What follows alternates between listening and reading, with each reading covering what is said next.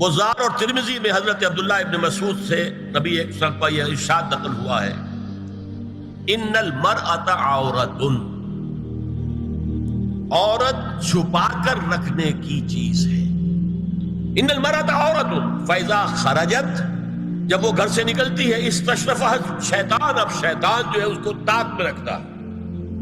واقرب ما تکون بروحۃ ربھا وہی فی قعر بیتھا، وہ اپنے رب کی رحمت سے قریب ترین ہوتی ہے جبکہ اپنے گھر کے بھی کسی اندرونی حصے۔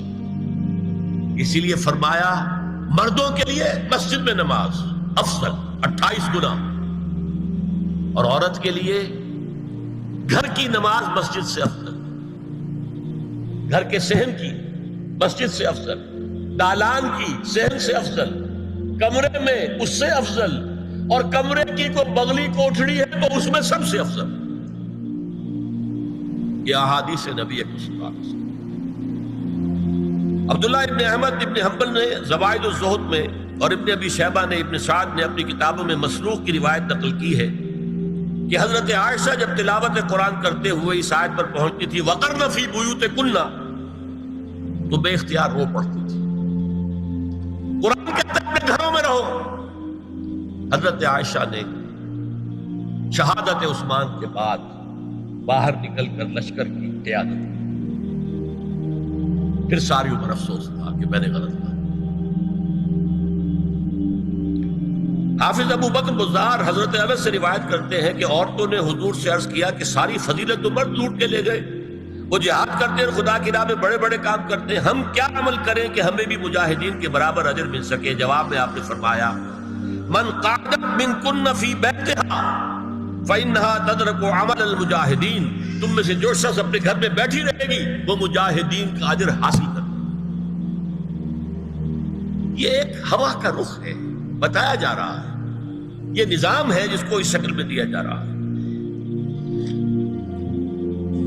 اب آئیے سورہ نور کی طرف۔ یا ایھا الذین آمنوا لا تدخلوا بیوتا غیر بیوتکم حتی تستأنسوا وتسلموا علی اہلها ذالکم خیر لکم لعلکم تذکرون۔ اہل ایمان مت ہرگز مت داخل ہو اپنے گھروں کے علاوہ کسی اور گھر میں جب تک کہ تم ان کے ساتھ مانوس نہ ہو جاؤ، اذن نہ لے لو، ان پر سلام نہ کرو، یہی تمہارے لیے خیر بہتر ہے۔ اس کے بعد تفصیل آئی ہے، اس میں میں اس وقت نہیں جا رہا۔ اور جو لوگ اس پر عمل نہیں کرتے ان کے بارے میں قرآن مجید کیا کچھ حضور کیا کچھ فرما رہے ہیں یہ آپ سن لیجیے، بہت سخت احکام۔ عن ابی ہریرہ رضی اللہ عنہ ان رسول اللہ صلی اللہ علیہ وسلم قال لو ان امرأ اطلع عليك بغیر اذن فخذفته بحصاة ففقعت عینه ما كان عليك من جناح، متفق علیہ، بخاری اور مسلم دونوں کی ہے۔ اگر کوئی شخص تمہارے گھر میں بغیر اجازت کے داخل ہو جائے اور تم اس کی سزا کے طور پر اس پر کنکریاں پھینکو اور اس کی آنکھ پھوٹ جائے کنکری سے تو تم پر کوئی گناہ نہیں۔ بغیر اجازت کے گھر میں آ گیا ہے، بغیر اذن کے، بغیر استئذان کے کنکریاں مارو اور کنکری سے آنکھ پھوٹ جائے، فما کان علیک من جناح، کوئی حرج نہیں۔ اب آ رہی ہے اصل آیت، قل للمؤمنین یغضوا من ابصارهم ویحفظوا فروجهم ذلک ازکی لهم ان اللہ خبیر ما یصنعون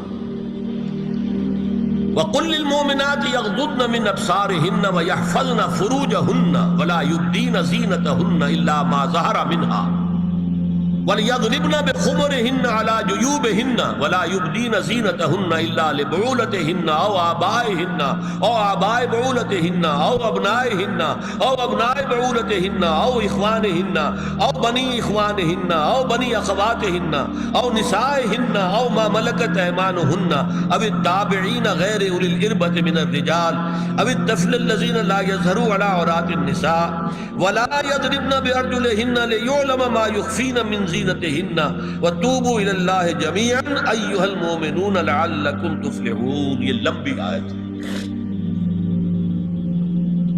اہل ایمان، اے نبی کہہ دیجئے اہل ایمان مردوں سے اپنی نگاہیں نیچی رکھا کریں اور اپنی شرمگاہوں کی حفاظت کریں،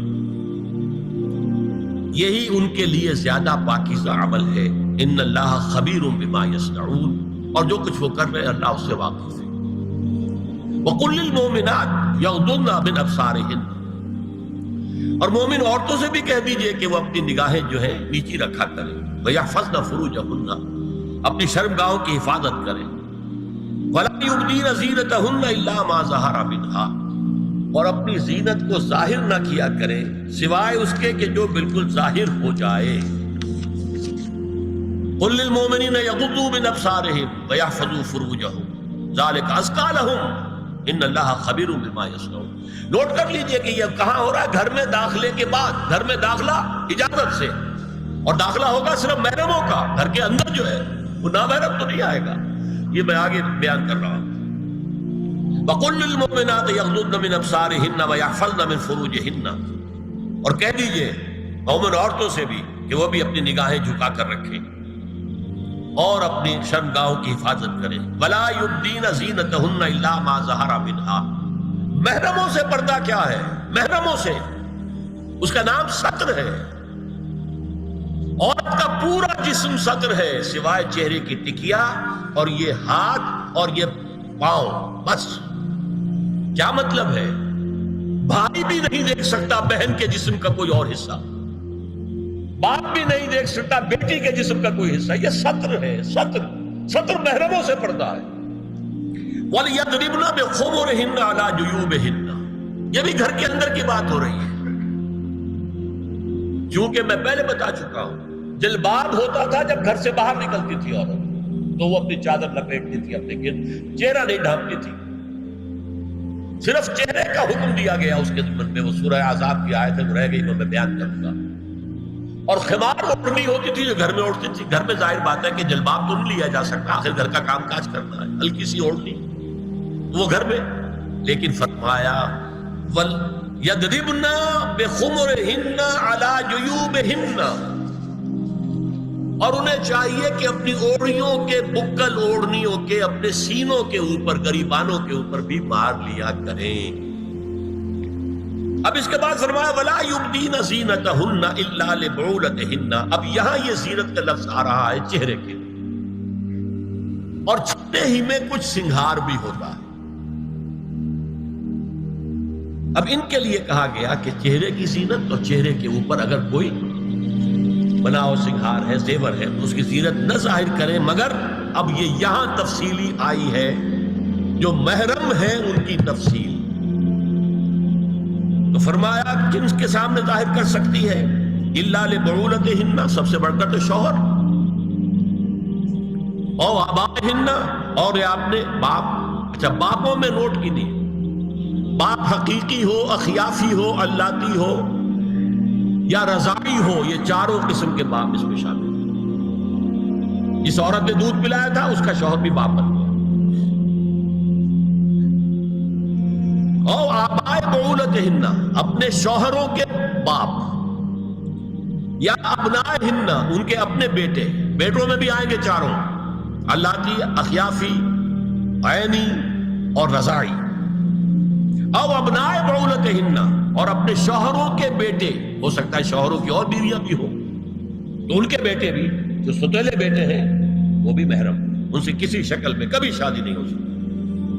او اخوانہن، یا ان کے بھائی، او ابنائہن، یا اپنے بیٹے، او ابنائے بعولتہن، یا اپنے شوہروں کے بیٹے، او اخوانہن، یا اپنے بھائی، او بنی اخوانہن، یا اپنے بھائیوں کے بیٹے، او بنی اخواتہن، اپنا بھتیجا، شوہر کا بھتیجا نہیں، اپنا بھتیجا محرم ہے، اپنا بھانجا محرم ہے، شوہر کا بھانجا محرم نہیں ہے۔ او نسائہن، یا ان کی عورتیں، اپنی عورتیں، جان پہچان کی عورتیں۔ او ما ملکت ایمانہن، یا جو ان کے داہنے ہاتھوں کی ملکیت، باندیاں، غلام۔ اس میں عرض کر چکا ہوں کہ اس میں کافی اختلافات ہیں۔ یہ بھی ہے کہ اس سے مراد صرف باندیاں ہیں، غلام مرد ہیں، یہ بھی ہے کہ مرد بھی ہے، اور یہ بھی ہے کہ مرد جب تک کہ وہ بالی ہوگا، لیکن میں اس بحث میں یہاں نہیں جانا چاہتا، یہ پھر فقہ کی بحث ہو جائے گی۔ اب التابعین غیر اولی الاربہ، کچھ ایسے لوگ بھی ہوتے ہیں، کوئی کسی کے گھر میں تو اندھا آدمی رہ رہا ہے، یا کوئی اور کسی وجہ سے کوئی مریض ہے، اسے آپ نے بنا دے رکھی ہے، انہیں عورتوں سے کوئی سروکار نہیں ہوتا۔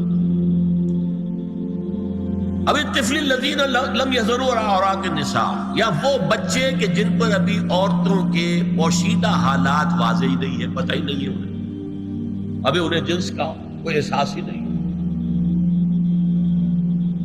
یہ ہے فہرست جو دی گئی ہے کہ جن کے سامنے عورت کھلے چہرے کے ساتھ اور اپنی جو اضافی زینت بھی ہو، کوئی زیور وغیرہ یا کوئی بھی سرما وغیرہ ڈالا ہوا ہے یا کوئی سرخی کو لگائی ہے معمولی سی، تو اس کے ساتھ آ سکتی ہے، اور یہ وہ رشتے ہیں کہ جن سے کسی حالت میں بھی نکاح نہیں کی۔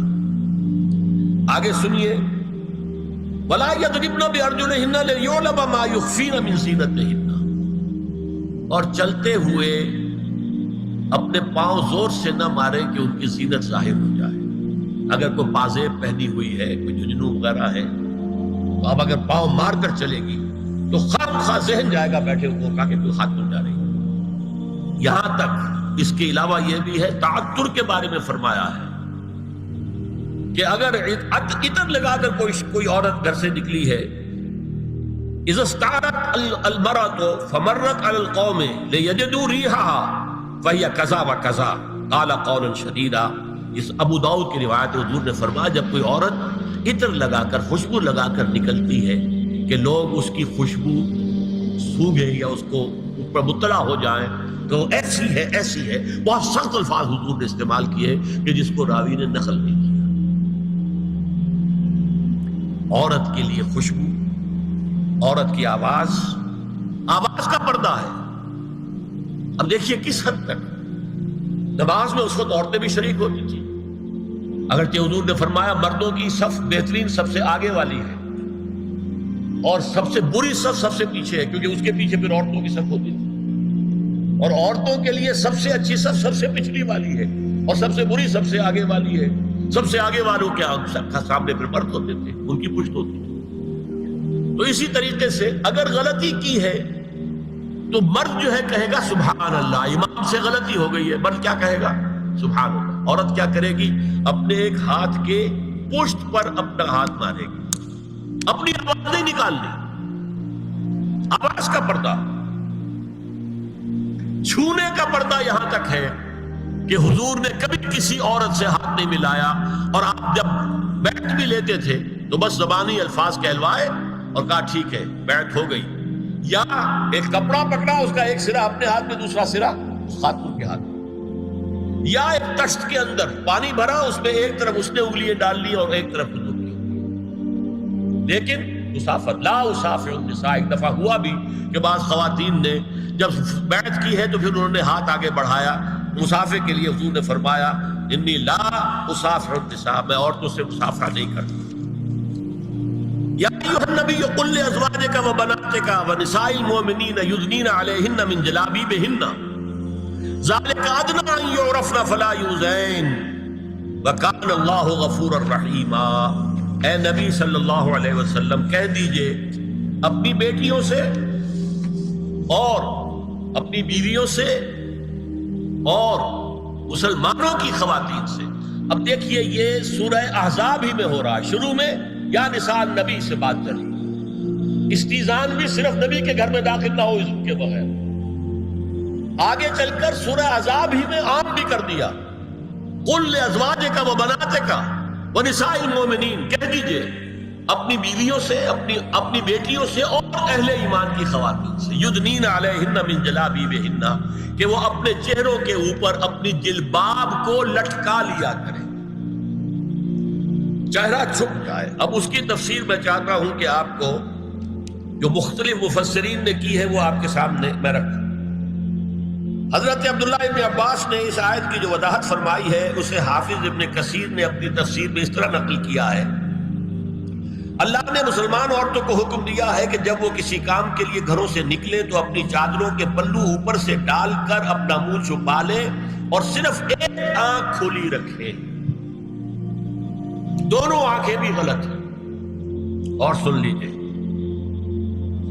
ابن جریر اور ابن منذر کی روایت ہے کہ محمد بن سیرین یہ ایک تابعی ہیں نے حضرت عبیدہ السلمانی یہ صحابی ہیں سے اس آیت کا مطلب پوچھا. انہوں نے جواب میں کچھ کہنے کی بجائے اپنی چادر کو اس طرح اوڑھا کہ پورا سر اور پیشانی اور پورا منہ ڈھانک کر صرف ایک آنکھ کھولی رکھی.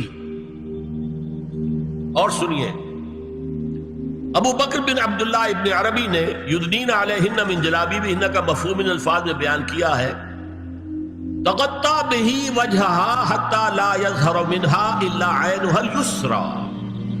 عورت اپنی چادر کو پورے وجود پر ڈھانپ لے اور اس طرح چہرے کو بھی ڈھانپے کہ صرف بائیں آنکھ کھلی رہے. علامہ حمید الدین فراہی کو نظم قرآن کے فہم میں خصوصی مقام حاصل تھا. انہوں نے حجاب کے بارے میں اپنے ایک مکتوب میں ہاتھ اور چہرہ کھلا رکھنے کو جائز قرار دینے کے موقف کے بارے میں لکھا ہے کہ میری رائے میں نظم قرآن پر توجہ نہ کرنے سے یہ غلط فہمی پیدا ہوئی ہے. وہی بات کہ سورہ احزاب میں گھر سے باہر کا پردہ ہے اور سورہ نور میں گھر کے اندر کا پردہ ہے. بہرحال الحق احق بان یتبع، حق جو ہے وہ اس کا زیادہ حقدار ہے کہ اس کی پیروی کی جائے. میں اس مسئلے پر مطمئن ہوں اور میرے نزدیک اجنبی سے پورا پردہ کرنا واجب ہے، اور قرآن نے یہی حجاب واجب کیا ہے جو شرفاء میں مروج ہے، بلکہ اس سے بھی قدر زائد ہے. مولانا فراہی کا یہ مکتوب ماہنامہ حیات نو ملیریا گنج انڈیا کے اکتوبر سن 92 کے شمارے میں شائع ہوا. یہ ہے علماء کی رائے. حضرت ام سلمہ اور حضرت میمونہ نبی صلی اللہ علیہ وسلم کے پاس بیٹھی تھی. اتنے میں حضرت ابن ام مکتوم آ گئے. نبی صلی اللہ علیہ وسلم نے ان دونوں سے فرمایا احتجبا منہ، ان سے پردہ کرو. ازواج نے عرض کیا یا رسول اللہ الیسا اعمی لا یبصرنا ولا یعرفنا. حضور کیا یہ اندھے نہیں ہیں؟ یہ نہ ہمیں دیکھ رہے ہیں نہ ہمیں پہچانتے ہیں. فرمایا افعمغایان انتما، کیا تم دونوں بھی اندھی ہو؟